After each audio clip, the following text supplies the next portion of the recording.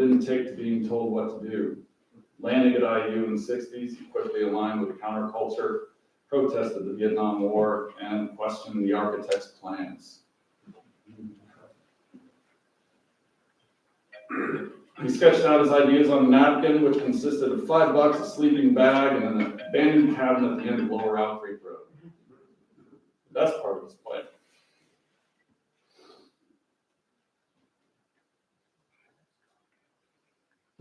The best part of his plan, and perhaps the smartest decision he ever made,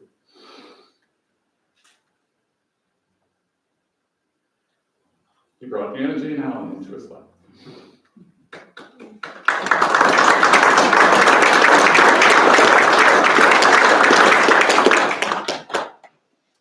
He'd figure the rest out from there. The foundation. To have a solid home that withstands the test of time is to have a solid foundation. You need to dig deep below the frost and into solid ground.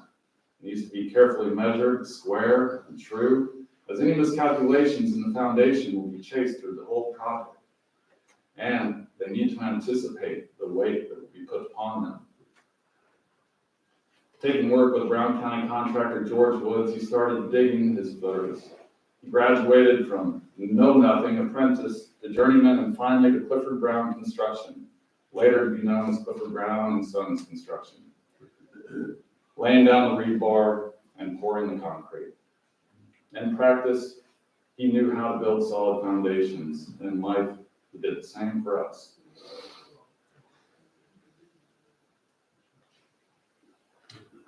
Framing.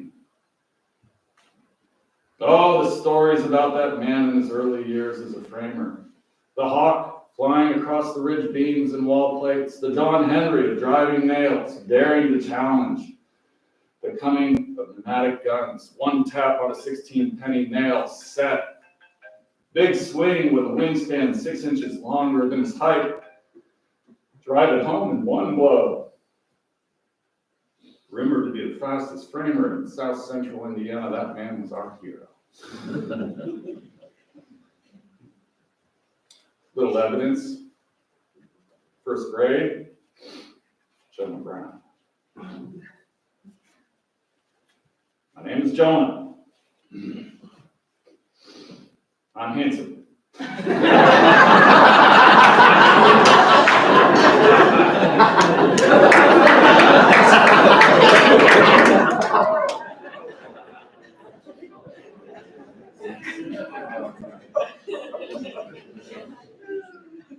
My hair is brown, my eyes are blue, my muscles are hard as a rock.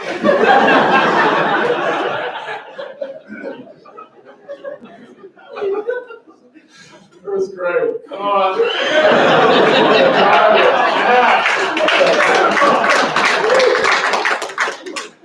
The best thing to do is to go to the park. I like to swing and swim at the park, thanks to Lynn in a large park, taking us down the real point. When I grow up, I'm going to be a carpenter. I will build houses and put in floors. Jonah Brown. There weren't a lot of things, as many of you knew Clifford, he went through a phase in his life called fire, and a lot of stuff went away. We lost a lot of things, and these are some of the things that just somehow survived the fire. And this is a little thing that you make in school. They tell you to do a drawing and put it on a cup. This was probably first grade for me. It's from Luke to Dad. Number one, a little hammer and a nail. A big old hammer swinging man. You can see it. He was like absolute hero figure to us. As kids do, we wanted to be like our hero. As we moved into the trade, we took to the air, spread our wings, and applied gravity. Upon the solid foundation, he laid the frame by teaching us the trade and bringing us onto the crew one by one. The frame was solid, but a few crook boards made it into the mix. Nothing too serious at the time, but something about it didn't seem right. The crew. Oh, the crew. Gerald. We learned that it takes a crew to build a house, and boy, did we have a crew. The crew were not simply employees, they were family. Our uncles, to be more specific. Uncle Bob, God rest his soul, Uncle Rick, here with us today, and so many others, Russell, Hondo, so many others that we learned from. While some of our education came from Dad, most of it happened as apprentices under the guidance of our uncles. Through all of this, we learned a little about carpentry and a lot about life. The sense of family, camaraderie, and pride in the work is something that I carry with me today as I help to prepare the next generation of architects. I also try to instill in them a sense of empathy for the crews and appreciation for the knowledge, experience, and wisdom they bring to the table. For all of the extended family that took us in and helped to shape our lives, we are forever grateful. To the crew that's here today,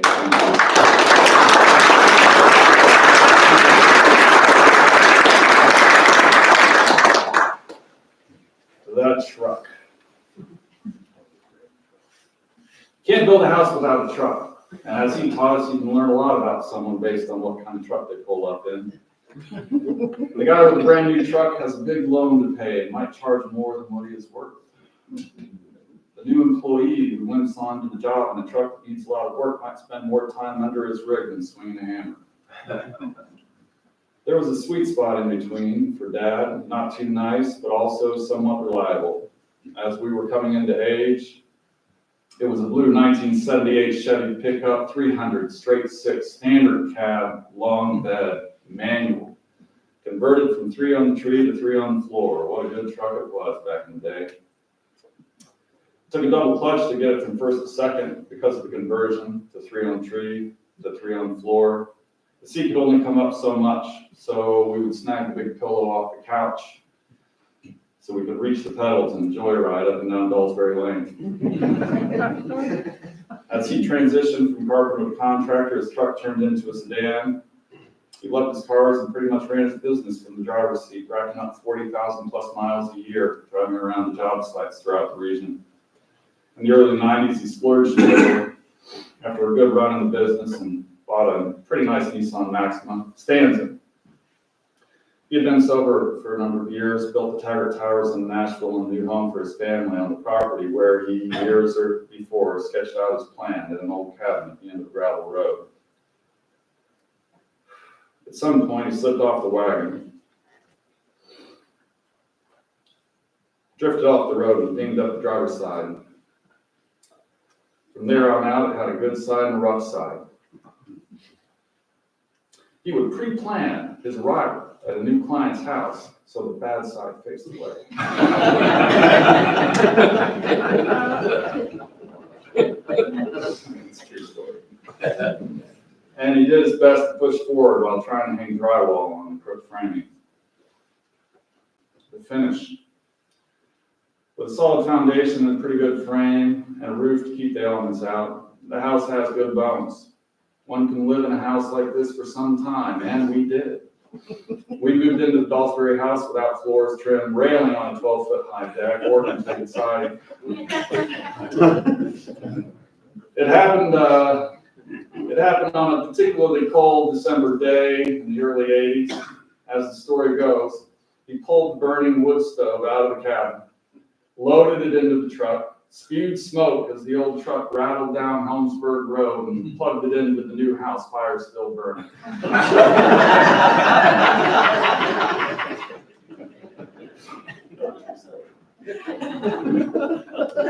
In his own life, he wasn't the best finisher. He got far enough to move in and then moved on to other more important endeavors or got distracted by the crook framing. There's a lot to say about living in an unfinished house, and I'll spend the rest of my life reflecting on that experience. What I've come to appreciate and understand is that this unfinished house has good bones.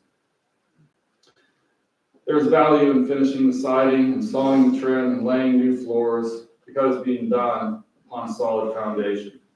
As John reflected the other day, he would take us to the top of the hill, but we would need to find our own way down. Love in a house. This is not mine. There is a rhythm in the universe, seasonal changes, the rising and setting of the sun, the lunar phases, the ebb and flow of the tides, the orbital movement of the planets, all bear evidence to the universal rhythm. When man is in harmony with this rhythm, things go well for him. When he is at odds with it, he seems to lose his energy and force. You guessed it, Phineas Quimby. During the peak of his career, while he was building the Taggart Towers, he sat down on a bench next to town philosopher Dwight Kelp across the street from the nearly completed structures. Feeling a bit proud, he said, "Well, Dwight, what do you think?" And Dwight looked at him and said, "Clifford, one of these days they're going to tear those buildings down." A little deflating. That crooked framing had deep roots that both haunted him and later offered him a better life. With all his talents and abilities as a builder, there was always something missing. There was more to life than the physical world of construction. There was more to a home than a house.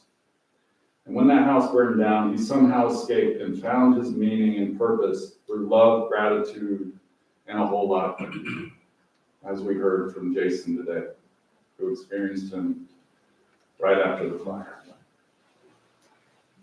As the three of us tended to finishing our own homes, he expanded his world and was given a new lease on life.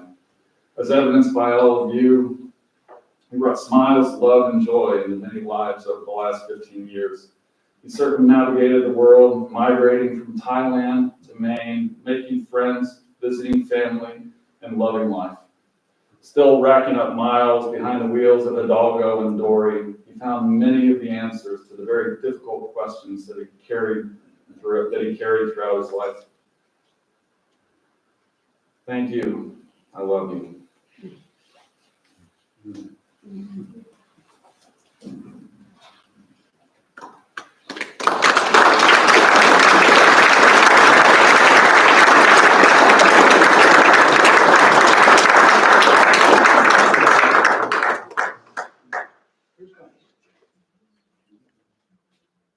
Jeremy.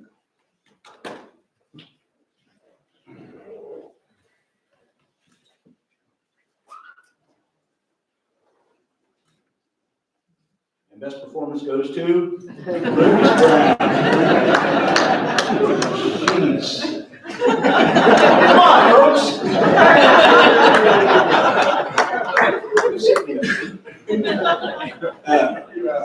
All right, I'm going to tell you this. There's a couple of things about names. I'm just going to freestyle for a second. Well, growing up, I had Uncle Sam and Uncle Bruce, and then there was Big Stan. But then Uncle Sam became Uncle Jim, and Uncle Bruce became Uncle Blair. Stan was always Stan, my Uncle Stan, sitting here. And his dad was Stan Jr., but we called him Big Stan, because he was bigger than him.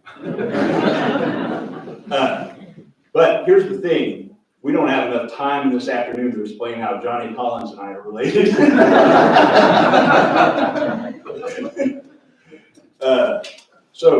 All right, a little bit. You guys got to forget how amazing that was my brother pulled off there.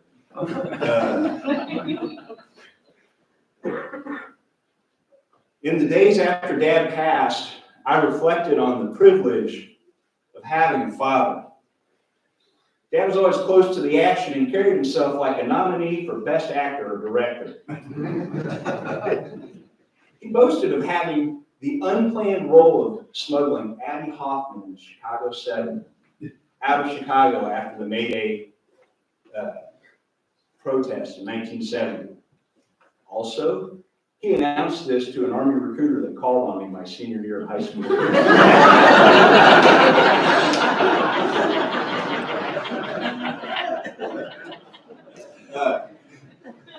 I'm still hoping for best supporting actor. At age 5 or 6, Dad took me to see the Spring Blossom Parade in Nashville. And my hero at that time came clocking down Van Buren Street. It was Cowboy Bob astride his horse, Windjammer. I looked up at Dad excitedly, and he shouted out, "Hi, Bob." Cowboy Bob clocked over, reached down to shake hands and said, "Well, hello, Clifford." I was one lucky kid if Cowboy Bob recognized my dad by name. In 1990, Dad, this wasn't a Steve Miller project, but he got the job to build the Channel 63 TV station, the home shopping network. And when the job was done, he helped his friend Barb get the job as the operations manager. She had a journalism background. So Barbara got press passes for Channel 63 to attend the media mixer for Farm Aid 4, and invited Dad to carry the camera and wander amidst all the performers giving interviews to the bigger media outlets. Dad came home with the tape of his day and wanted me to watch it with him. Imagine the moving image resulting from an 80s era camcorder on the shoulder that has spent 20 years swinging a framing hammer. He did get a pretty steady shot of Arlo Guthrie giving an interview. Arlo's eyes were glancing towards Dad's camera with trepidation, which could have easily been captioned, "Is this guy here to serve a summons for lingering?"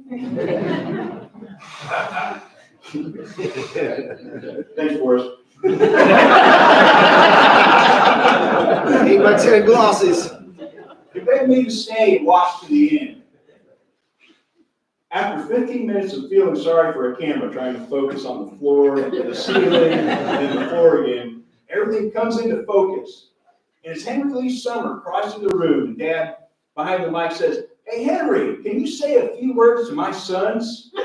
I don't recall the exact message, but Henry was clearly announcing that he thought we must be the luckiest sons in the world. These and many other stories contributed to my admiration for him, but this alone doesn't amount to a privilege. Uncle Jim is viewing, we hope, from Texas via the live stream. And at my grandfather Brown's funeral, Uncle Jim, transitionally was Jim Sam, stood and said that he had benefited so much from the love and support of his father. He asked those in attendance to carry forward Big Stan's best qualities for future generations. In the 3 decades since my grandfather's passing, I've experienced from each of my uncles, and especially Dad, what I feel to be my grandfather's best qualities, including cooking good meals to be shared, innocent but hilarious practical jokes, and especially the care, concern, and interest in others. So I ask in the same spirit as Uncle Jim, we go back to our memories of Dad and come back with the positive and nurturing ones to benefit this gathered community. These family traits begin to describe how I have experienced a son's privilege.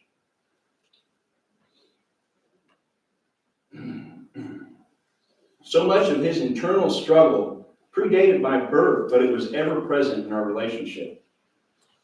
It is not only his presence and participation in my life for which I feel privileged, but also the brothers who he equally doted on. He taught us all the need to be fair to each other. He guided me to be close to my brothers and embrace their unique paths. He dreamed. Maybe Mom twisted his hand a little bit, but it was quickly a shared dream. That if he had a son, the son would have a father and siblings. Anna and Clifford shared a dream as parents that at this point includes 5 grandchildren and 3 sons pouring their lives into their respective communities. I am grateful my parents dared to have this dream, and we have followed its wild path leading to this moment together. It is a shared dream. It is this shared dream that is the most precious an enduring privilege he extended to me. Thank you.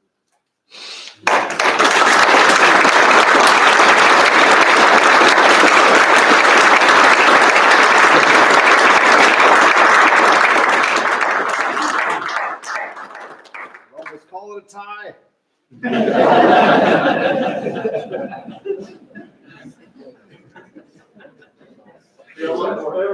Someone else, I thought we did. Come on. Yeah. Hold on a second. Can't live up to these. Yeah.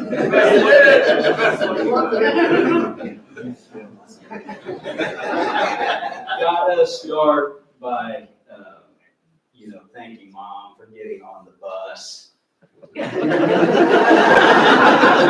Long enough for Jeremy, Luke, and I to.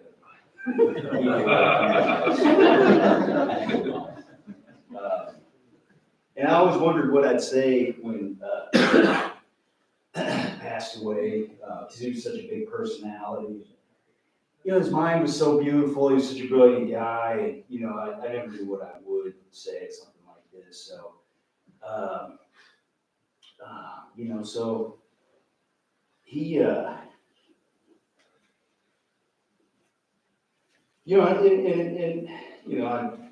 there's things you fear about losing a parent. When, losing, in my case, my best friend. Public speaking not at the top of my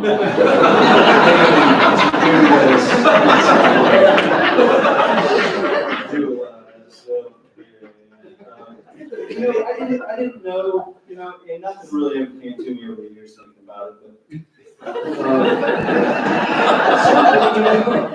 just figured something would come out of it. And Luke called me the day Dad died, and I was with my girl Heidi, and we thought about it. We grieved, and we cried, and I canceled my plans that day. I went to the ski hill, and just kind of started getting the mountain under my feet a little bit, and thinking about Dad, and it all went back to my first day skiing with him. We went out to Ski World. He'd gotten a job to do the bar there at Ski World, but put in the bar, and they threw in some season passes for Luke and I and Jeremy, and some free ski rentals. And he went into the cabin, got me some skis, got me some boots, set me up, got on the tow rope, and I got about halfway up, and I managed to crash on that ascent, and I broke the binding off the ski. And I was like, wow, I thought I just crashed some pretty expensive equipment. But he ran back in, got me another pair of skis, second attempt. I got to the top, and I was really proud of myself. And I turned and, come back down the bunny hill, and Dad was already walking away in his Angora sweater, his Guatemalan Angora sweater. And I was like pretty proud of making it up. But he was already headed back to the bar or whatever. But he gave me two really great gifts, the two greatest gifts other than my two brothers. That day, he gave me skiing, which shaped my life, as most of you guys know. Probably why I wound up in Montana. And but he also he showed me how he was going to raise me that day. And Luke touched on it. He was going to help me with that ascent, but as far as getting down the mountain, the descent, that was going to be all mine. So I thought a lot about Dad up there at Bridger Bowl the day he died, and then a poem just started to come to mind about Clifford. Sort of like the 5-year-old Jonah knowing then what he knows now, and I just wrote this little simple poem about Dad. Just kind of all came to me. Big old world, just give me one little Clifford. While it's fun, the drinks will be stiffer. When my feet hit the ground, it will mean standing quicker, but please, big old world, give me one little Clifford. The people I meet will come, go, and stay, the bond stronger, the close friends forever.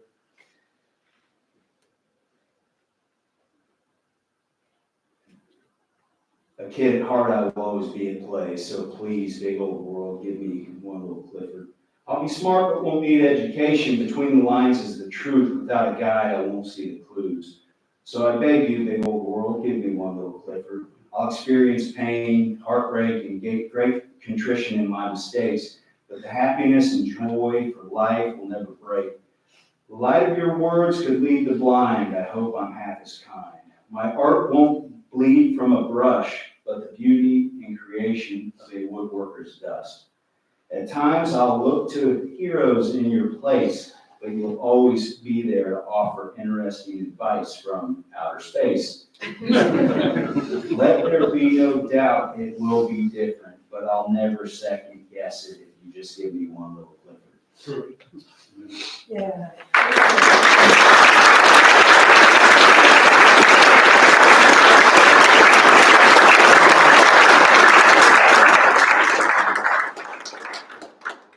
Do we have 3 trophies? Cedric and Company.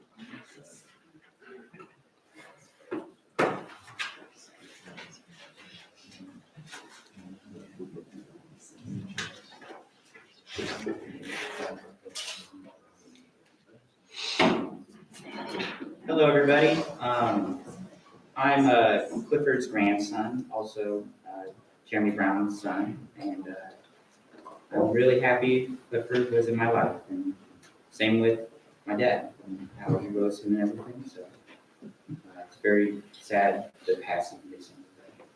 But I wanted to play you guys a song. This is "I Remember Clifford," and right here we have Cy Dillon on bass. He's the sophomore at the He's doing a great job. So, yeah.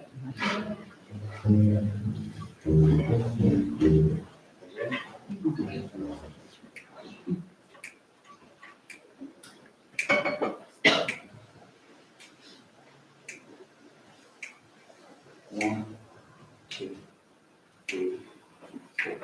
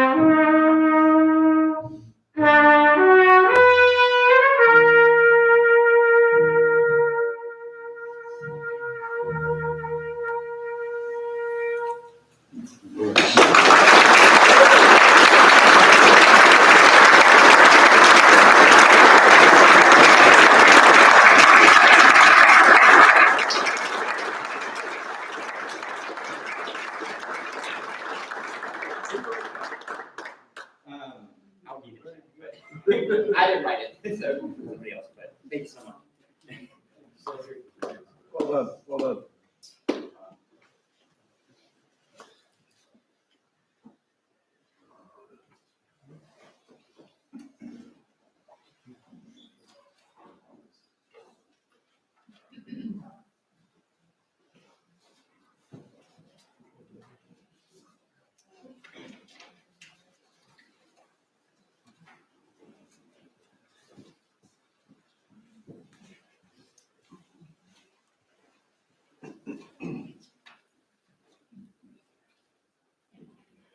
I don't have too much more to say. In 50 years of ministry, I've done, I don't know how many countless memorial services. I don't know that I've ever seen a person honored more highly and with more grace than Clifford Brown right now. Thank you.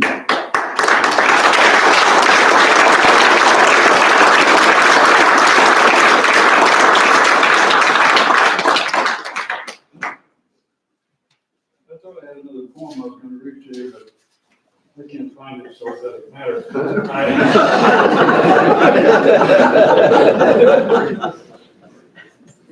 And I would bless this service, but Cliff would say, "Who unblessed it?" You know? But to be honest with you, oftentimes when I do services like this, number one, to be asked to do a service or to be do whatever I do at a service like this is the highest honor a minister can have, to be invited into the family's life at a time of crisis and grief. But what happens is the job gets easier when you realize how much this person was loved. And you all have shown that so well today. And I often go away, I know that I'm the poorest person in the room today, came in here the poorest, because I didn't really know Clifford Brown. I'd heard his name, and I'd run into him a few times, saw him when he was out down in the country here when we had that little gathering. It was a point. Talked with him briefly. But I know of him better today. And you've enriched my life. And I go away thinking, you know, if I can finish my life and have my children love me like you all love your dad, have my grandchildren love me like you all, then that's all life is about, really. I'm a full-blown agnostic. I have no idea what happens when you die. I'll find out sometime as well as you all. But I got a feeling that if Cliff was listening, whether he's on the mountain in Montana or wherever, he's saying, I got blessed today. I got blessed. Y'all did a fine, wonderful job. And I'm honored to have been here with you. That's right.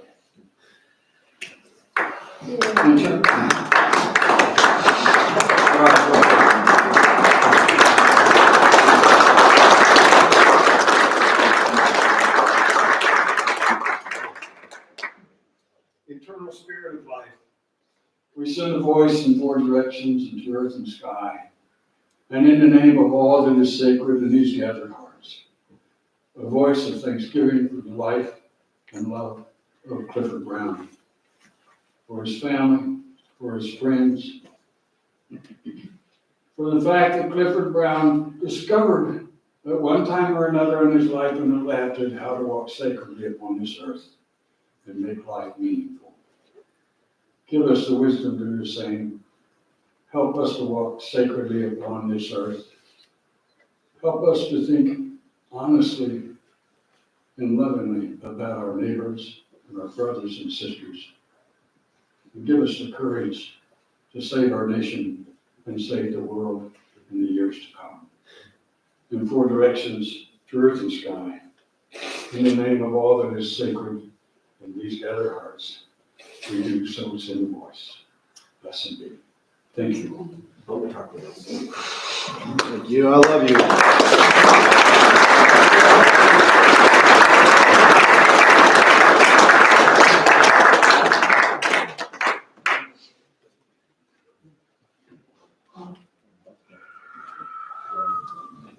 Oh, yeah.